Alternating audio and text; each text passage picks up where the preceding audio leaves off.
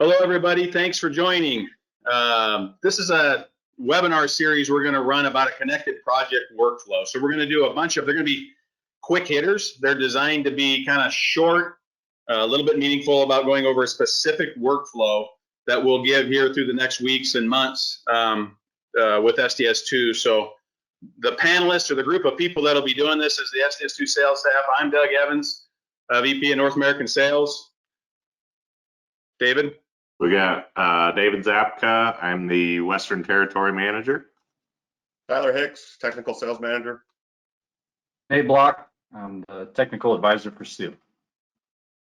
All right, so from here, we're just going to turn off. We've seen our ugly mugs long enough. We're going to go ahead and get to the presentation. As I get through the presentation, then I will go ahead and do a quick demonstration. So let me start this up.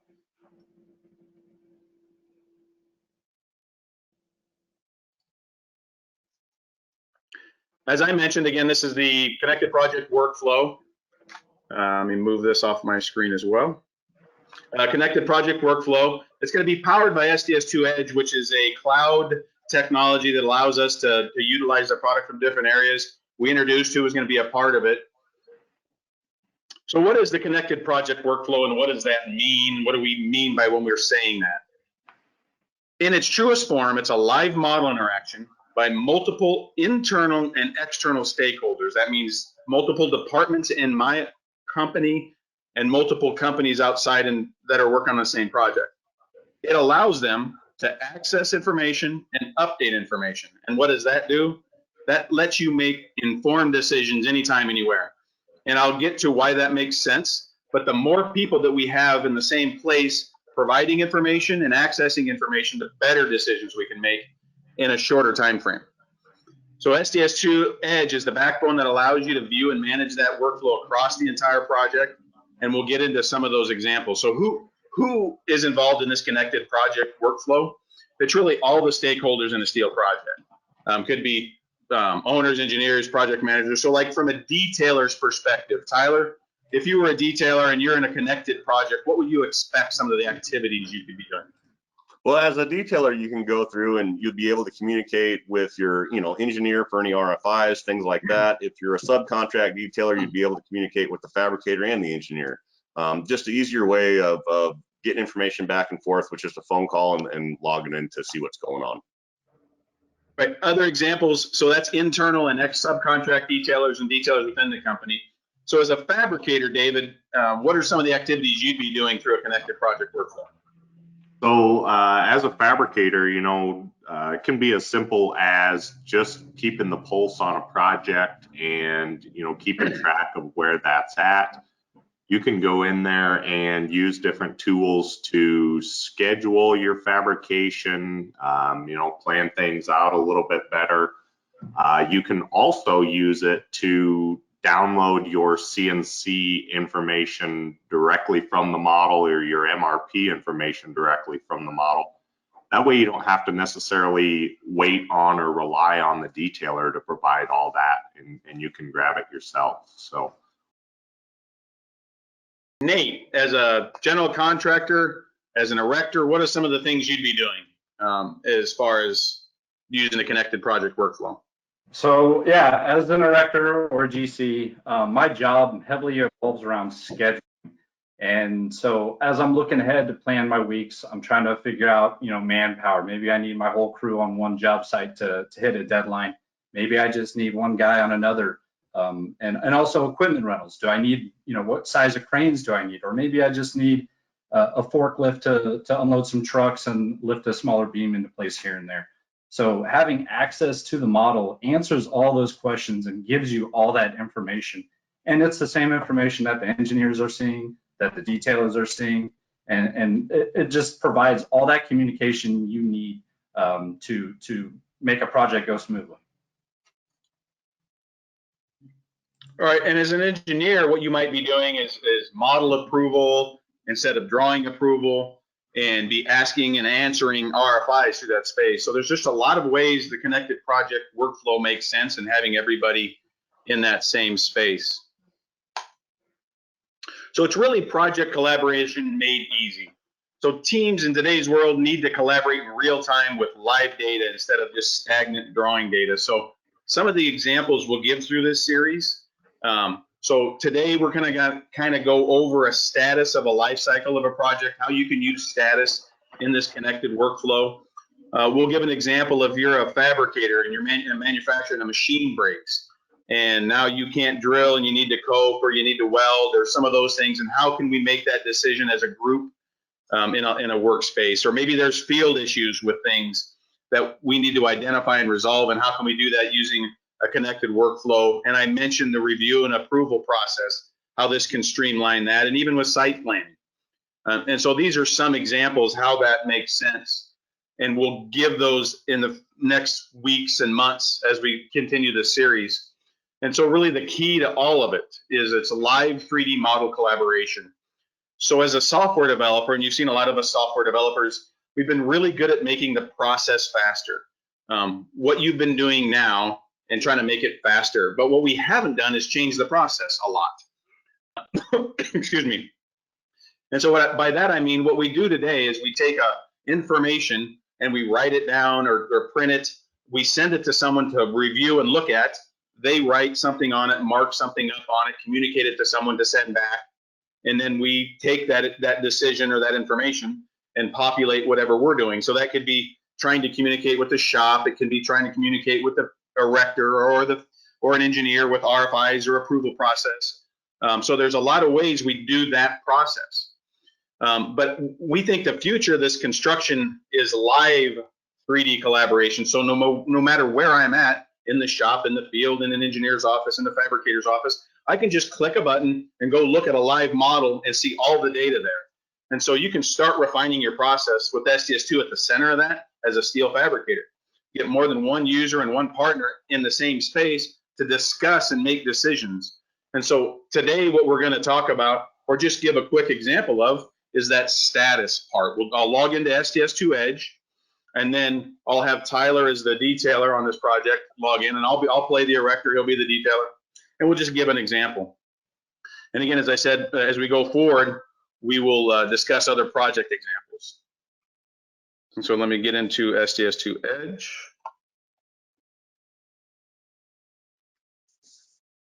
And get into the modeling area.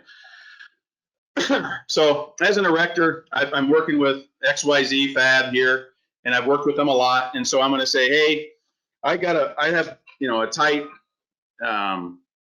schedule. I've only got so many employees that I have that I can put on the job. I got only so much equipment, and I need to see what kind of cranes I need to get, and I need to get it kind of start planning my day and start planning my weeks ahead. So next week I got this project.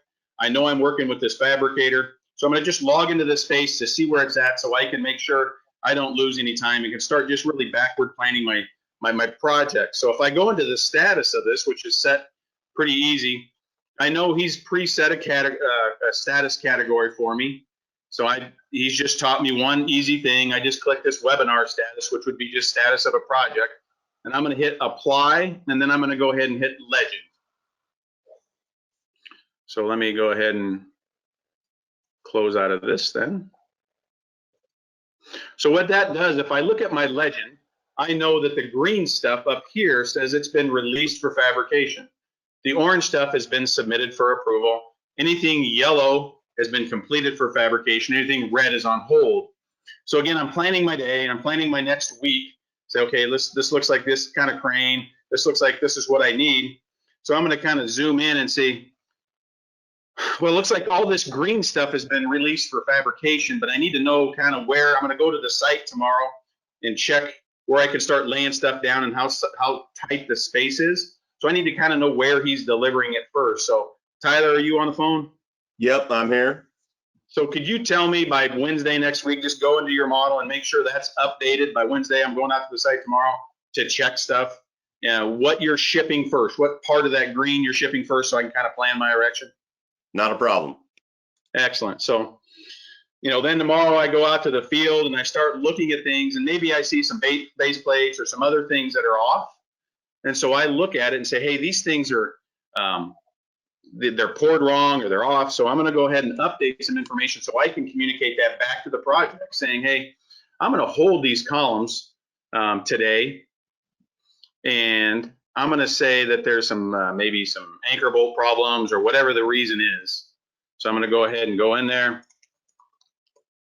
So say anchor bolts, and then I will go ahead and just identify those members that are an issue, and we'll grab this column, and this column. Hit OK, update that. So as I go back to, I went back to the office, I notified that those are a problem, the anchor bolts, that the fabricator and the engineer need to work on that. And as I look, I see some yellow has changed.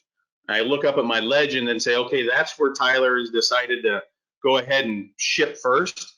So I'm going to go ahead and plan some laydown stuff and understand the cranes that I have needed to do that area, and maybe even plan out my first day or two of lifts, starting over here. There's also a product that we'll bring in the future on these webinars called Fortisee that'll show me the actual loads and give me a load map of what's on each truck. And then I can also in a future webinar talk about that red stuff and how we can resolve that.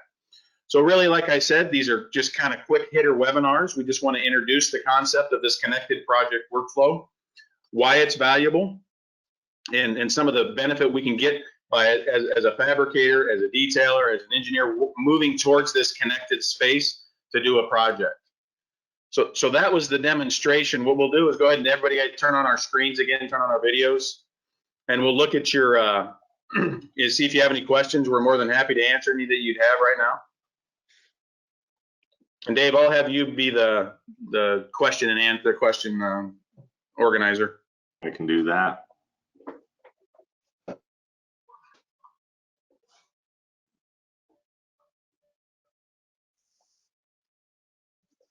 Did we do too good of a job? I think we did great. Or everybody went to lunch and they weren't actually watching.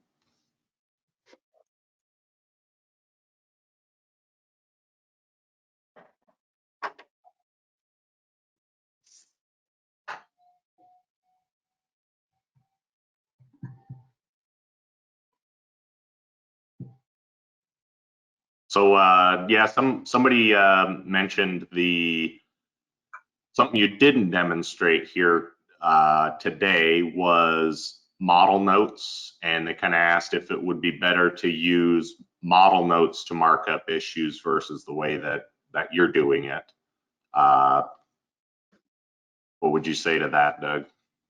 I would say there's always more than one way to do either, right? So if some customers that we have through this process have worked together many times, and they they follow each other, and so they never even have the phone call. They can just see color codes, and they've already established what color codes are.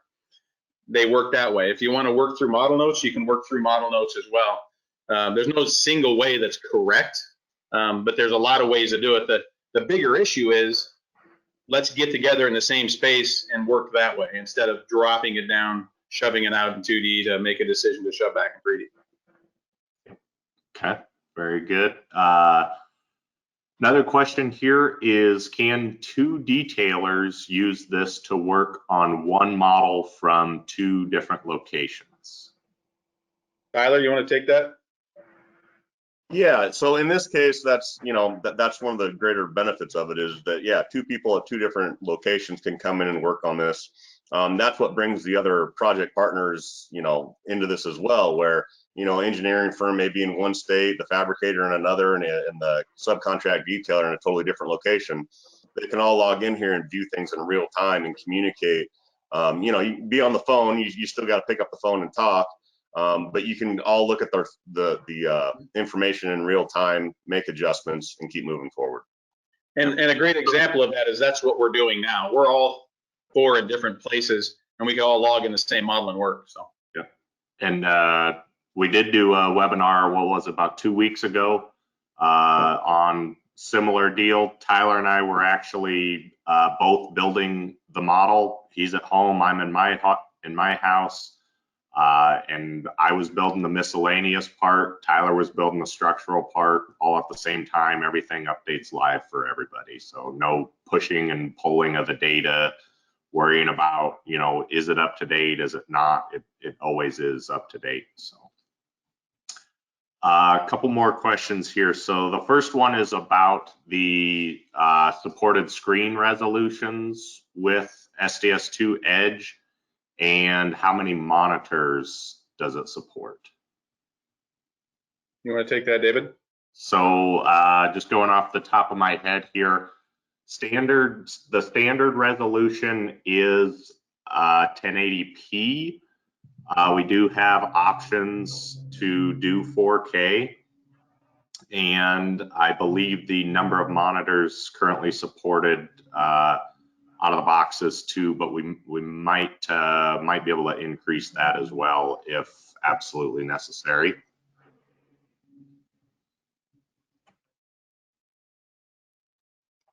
And a couple more here. So another question is yeah, as an erector or fabricator, can you take dimensions or measurements in the model without having to wait on a detailer to provide you that information? Nate? Yeah, you absolutely can. Like we already stated, having access to this model, you have all the same information as the detailer, the engineer, or the fabricator, and you can certainly, as Doug's trying to show you here, you can provide all that information as he's pulling a dimension across that beam to figure out, you know, any questions you might have in the field. Will this fit up here? Can I fit this, maybe a piece of equipment in here? So, you know, all the answers are right there, all the access, all the information. And that way you're not waiting on a email reply or a phone call back. You have all that instantly to your knowledge. And what's really nice there is the model dimensions stick once you create one. So you, as you navigate around, it'll stay there, as you can see. Somebody's asking about the speed on larger projects. You know, we do have, just to give you an idea as far as SDS2 Edge goes and the specs on what we provide with that, that's all on our website. And, you know, theoretically, everything is kind of self-contained, so we're not transferring data like you are in a traditional network environment. It's a little bit different than that. So speed is going to be comparable to what you experience now, if not a little bit better.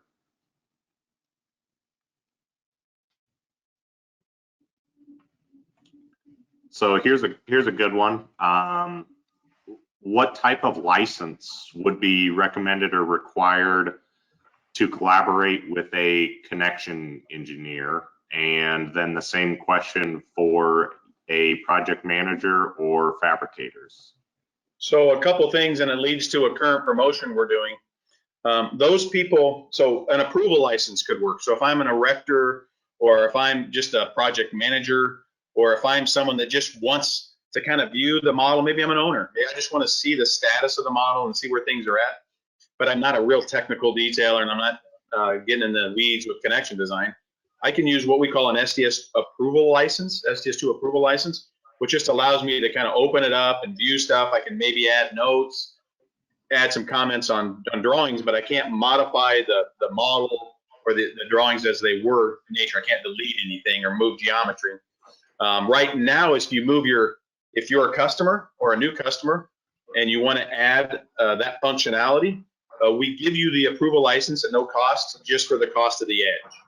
And so I just want to support people right now. And so that's something that's becoming common. And in this workflow, certainly powerful to have anybody log into live data. It's not checking data out, becoming stagnant, making changes, maybe someone else making change at the same time, and then having that clash there at the top. This is all live. And so by getting those approval licenses, it's really powerful. So I would add to that also, for fabricators, we have what we call a fabricating license. And that's very similar to the approval in that you can open the model up, view things, take measurements, different stuff like that, update statuses. But that's also going to allow you to, as a fabricator, download your CNC information, download your KISS files or STRU-MIS files, things like that. Nobody knows the machines in the shop better than the fabricators themselves and their capabilities. There's quite a few settings to customize your scribing and things like that. So this would be a good way with that fabricating license to give that control over how that's done to the fabricator themselves.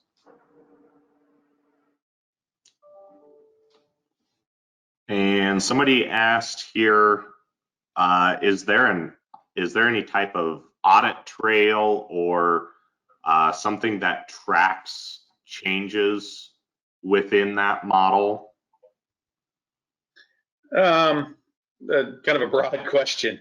Yeah, so I mean, there's a lot of things you can do to track changes from a drawing standpoint. Models is tough to say that you can have an audit trail, a history. I mean, you can save at any point in time, you can save a model and compare what's changed. Maybe, I don't know. Your thoughts? So we do have the event logging options that will track. I believe it tracks status settings. I know it will track, when piece marks change, who edited materials and made changes, who changed members, puts a timestamp and a date and everything on there. So turn on those event logging options in your job setup and you will get a pretty good backtrace there of who's making those changes.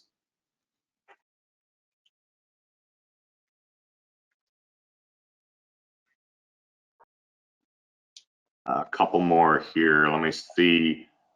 So another good question here. Can you use one approval license for multiple people outside of your office, and how might that be managed? Yeah, so if I'm a fabricator and I want to encourage and promote this technology, I might have one or two approval licenses that I can use, that I can educate my partners with. And so if it's a partner, an erector, a connection design engineer, or someone that doesn't use SDS2, but I want them in my workspace, I can certainly give them that time, give them the username and password so they can use that for the project base or whatever. So certainly for approval license and stuff like that, absolutely. Another one is on access to 2D drawings also. Yes, there is access to the 2D drawings also.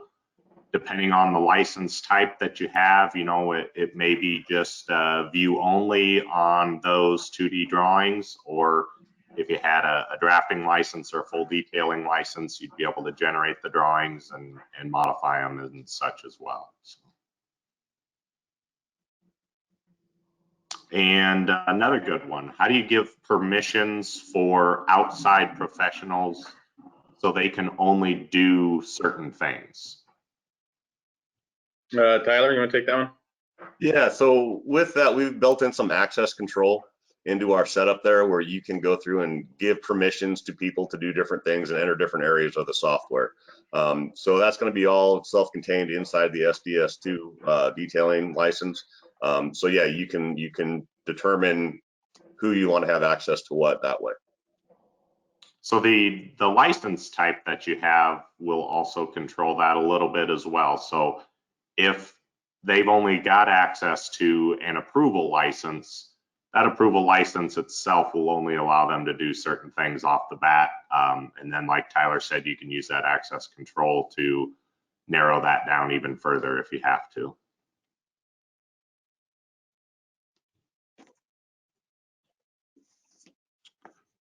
Here's a good question. So as an erector, can I obtain from the model some type of report for a specific area of the project? Maybe things such as bolts, welds, weights, different things like that? Why don't you go ahead and grab that too, Tyler? Yeah, with that, there's been a lot done there to pre-package some reports, and a lot of the standard reports out of the box, your field goal reports and things like that can be generated with an approval station, erector station, whatever you're working with there. So at the end of the day, if it's in the model, there's a way to extract that data and use it however you see fit. So we've also got custom reports. So if there is something that maybe doesn't fit your needs right out of the box, we can use our report writer functionality to create those for your specific needs. Very good.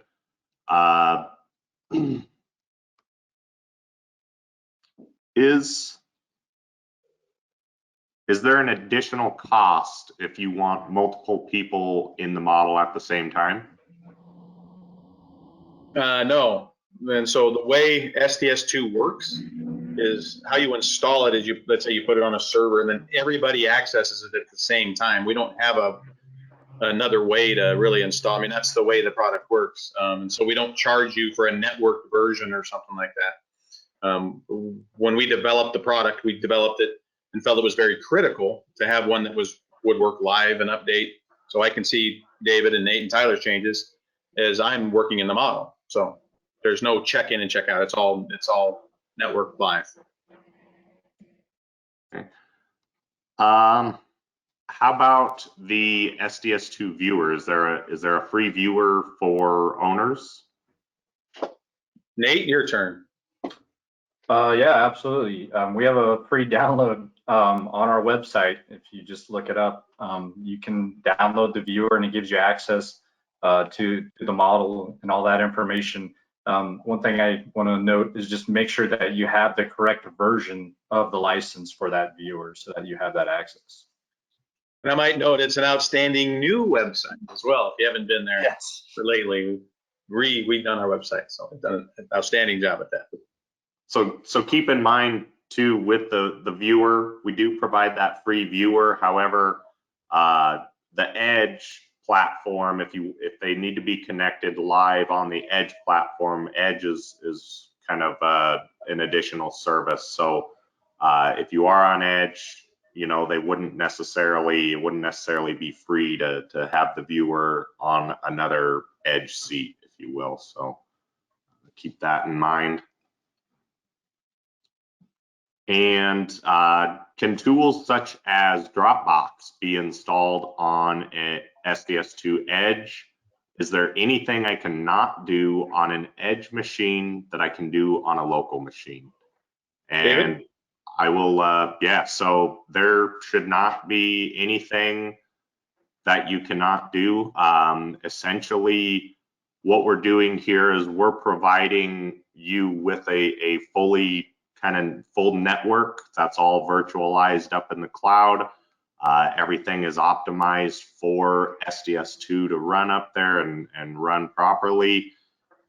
We also do a lot of additional services with that as far as, you know, backups.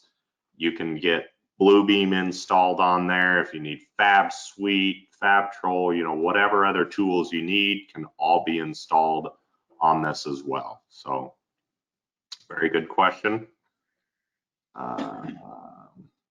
Pricing information. So if you want pricing information, I believe it's up on our website when you go to SDS2 Edge. Otherwise, if you don't see what you need up there, I would definitely suggest contacting your appropriate salesperson or territory manager to have those discussions.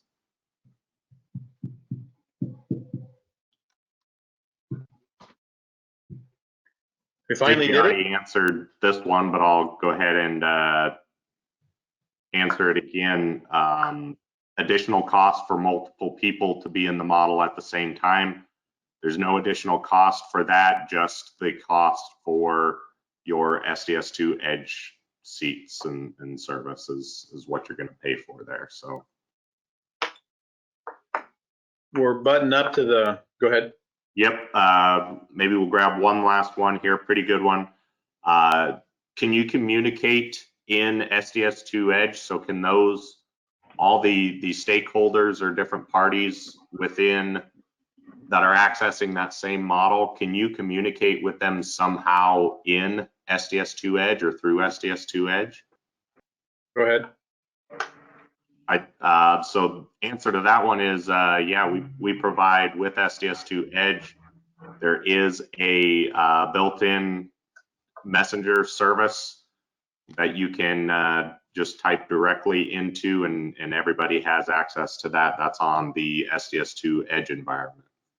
And you can install chat room. You know, it's a network. It's a computer, so you can install if you need additional tools installed that do group stuff. That's fine as well. So I appreciate everybody's time. It's 30 minutes. We're going to try to keep these to 30 minutes, kind of quick hitter, but hopefully good content.